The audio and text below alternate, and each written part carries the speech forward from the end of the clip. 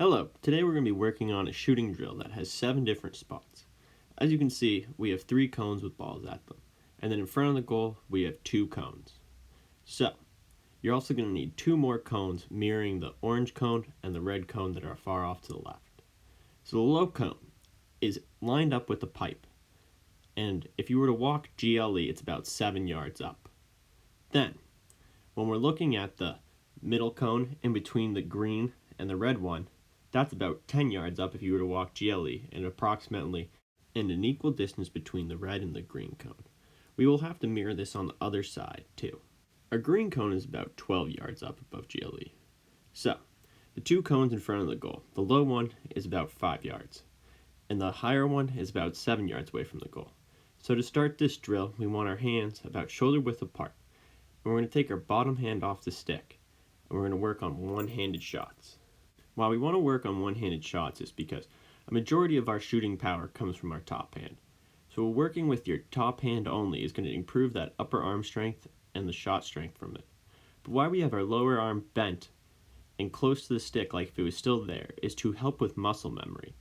You want your muscles to understand this motion, so we want to keep our low arm up like if it was still on the stick.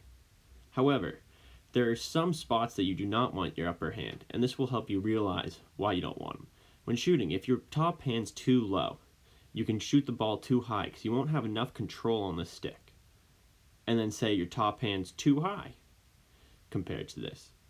Then your stick's going to wobble around when you shoot, and you're going to probably shoot it off to the sides, and it's not going to be as easy to control as well. So, good form is making sure that your top hand is about shoulder width apart if you have both hands on the stick. Then, when we bring our stick back, we want the stick head facing up. This way it does not tilt down and the ball rolls to the top of the head. And we want to keep our bottom arm up to help as if we were doing this with a 2-hand shooting motion so that our body gets used to it. When we bring our stick up and back, we need to position it within our body to protect it from the goalie so we can't read our shot as well. We do not want to bring it too far behind us because it will expose the stick to the goalie, also to defenders that could possibly check us. And when you're using one arm, it's going to be very hard to control. So we want the stick back in line with our body, slightly behind it when we're shooting.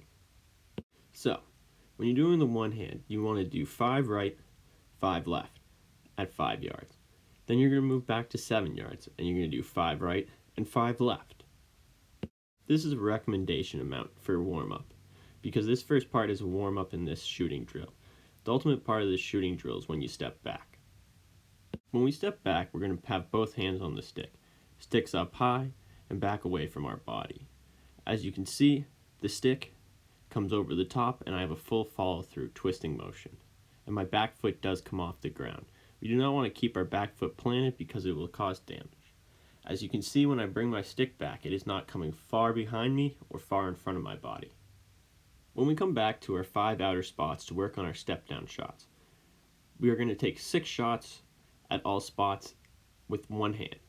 When you're taking shots, you first want to start shooting near side high, far side high, near side hip, far side hip, near side low, far side low. Why we want to work on these spots is because it's going to help with accuracy and placing the ball.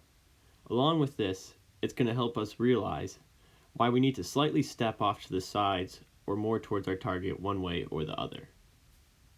Once you have gone through all 5 spots with one hand, you want to reset your balls and then go the other way at all 5 spots with the other hand. So, when we're looking at this shot, a lot of it comes down to your step for your aim. So, you want to step towards your target when you aim. But, if you're looking at my feet, my step foot, my toe doesn't point directly at the target when my foot lands on the ground. As you notice, it's more about your leg going towards your target, and then you're going to end up pivoting on this foot when you come through with your follow-through. My follow-through also doesn't stop in front of my body. It's a full body. My body ends up rotating in a full circle pretty much. We really want this follow-through because when we don't get this follow-through, it's going to take some power off our shot.